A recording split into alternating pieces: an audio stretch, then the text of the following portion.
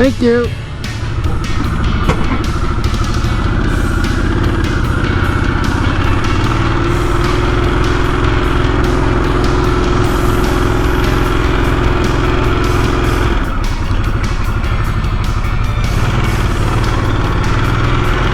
Alright, what's going on, guys? Just want to do a quick video today. A little bit of an overcast day, but it's still a nice day to go ride. A little breezy. But luckily we got a pretty protected area to go ride this thing. I am on the 2022 Sportster S.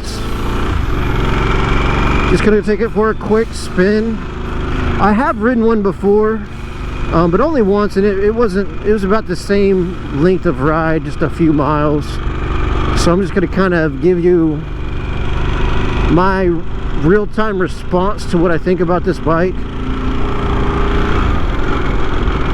As far as, for those that don't know, I do have a 2022 Pan America S. So as far as the way the motor sounds and everything, you know, I'm definitely used to it. Pretty quiet with the stock exhaust on it.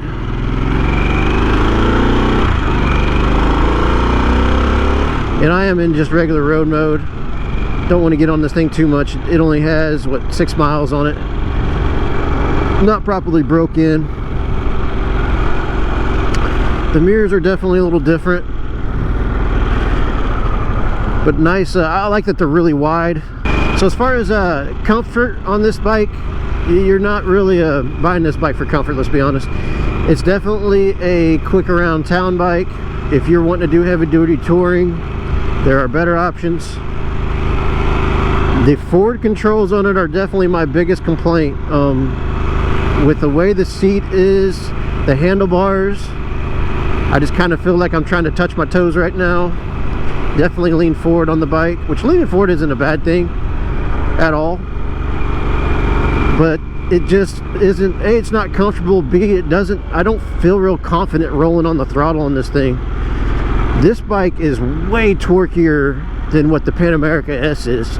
Now I know it doesn't have as much horsepower in the top range. This thing, for those that don't know, has a 121 horsepower rating, 94 foot-pounds, and that's a crank power output. It's not at the rear tire, but it is really torquey. And having your feet forward on a bike that's really torquey, a seat that doesn't really hold you in place, it's you're just asking for some whiskey throttle. And again, the bike definitely makes enough power to do it. So if I were getting this bike, I would definitely put the mid controls on it, and I don't even know if that is far enough back. The most comfortable V-Rod I've ever ridden had rear sets on it, and it was actually really comfortable. I could easily see you putting rear sets on something like this. I don't think you could get away with it with the exhaust, the stock exhaust anyways.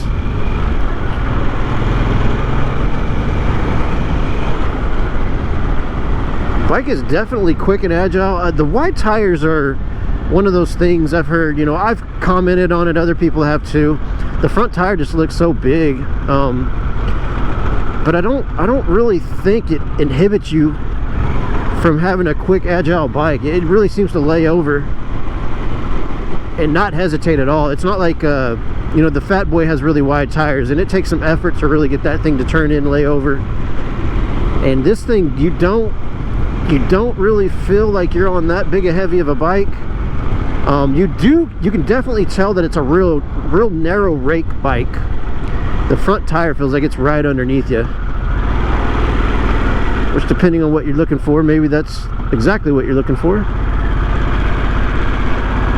Still, the ergonomics, as far as the way the controls are set up, very similar to the Pan America with the buttons and everything on it. You got your audio controls there on the right, cruise control on the left. Yes, it has a button for heated grips. It does not come standard with heated grips. That's something you can add to it. The cruise control is standard on the Sportster S. But if you're looking for just, man, a stripped down bobber, quick get around town, like this is that and then some for sure. The amount of technology again in it it's impressive. especially for a bike that MSRP's, you know, 15, 16,000.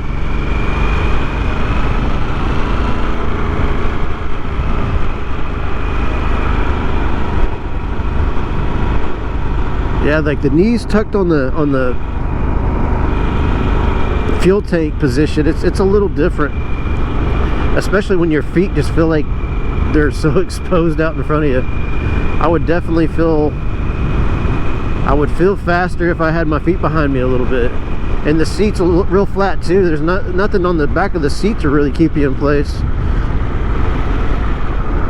So that's something I would definitely want to have. Boy, that grunt is impressive. But again, it's just the bike is lurching out from underneath you. Only thing you have to keep yourself in place is your hands. That's the thing that's missing on this. I mean, either the feet need to go back, or the seat needs to be higher, or the hands need to be higher. That lean angle feels pretty decent. It definitely has that sneaky quick characteristic to it.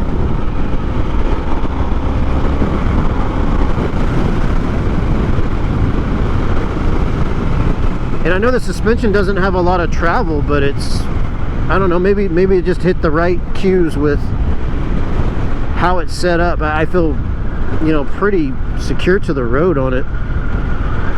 The bike feels grippy, which is definitely what you would want.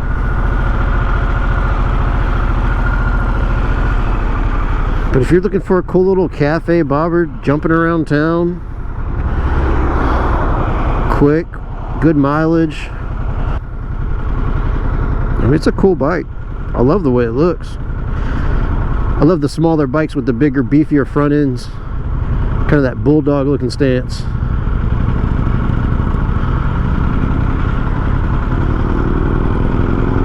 I'm definitely used to the controls, the brake lever, the clutch, all feel almost identical to the Pan America. The feet being the big difference, feet out front. I've heard some guys knock that this bike doesn't handle as well. I mean, it's a Sportster, guys. It's not a Kawasaki. It's not, you know, Suzuki. A Gixxer. It's a Sportster for a Sportster. This thing's pretty impressive. Very curious to see the Roadster. Looks like some Roadsters are already hitting the ground at other dealerships. And I like that bike a lot. The 975 smaller displacement Revolution Max definitely has more of an iron look to it, you know, whether it's an 883 or 1200. I think it's putting out just over 100 horsepower. Park this thing over here. We'll do a quick walk around.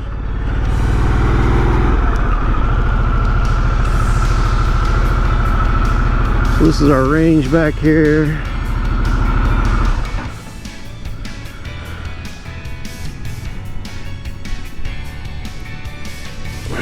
Well, there it is, 2022 Sportster S, and this is the Stonewash White Pearl, I believe, or is it the White Sand Pearl? I can't remember which one's which. As you can see, the big beefy front end. Again, the exhaust gets, you know, bad-mouthed a lot because it's so big looking. It's not that big. It really isn't. And whatever they used on those heat shields, amazing job by Harley Davidson. You don't feel any heat coming off that exhaust. Even on the Pan America, it's got, you know, the stainless steel exhaust that goes way beneath the bike, and you can really feel the heat coming off of this. This bike feels a lot cooler. Now again, I haven't sat on it in traffic in 100 degrees, but from what I have experienced, it just seems like it's quite a bit cooler. Guys, have any questions, comment below. Please like and subscribe. You ever get the opportunity, take one of these things out. To me, it feels a lot like a V-Rod. The motor's a lot like a V-Rod. A little more technology, maybe a little bit better suspension. Let me know what you guys think. Y'all take care, ride safe. We're, you know, nearing the end of April, so it's definitely riding season. Guys, get your bikes ready. Like and subscribe. We'll catch you guys on the next one.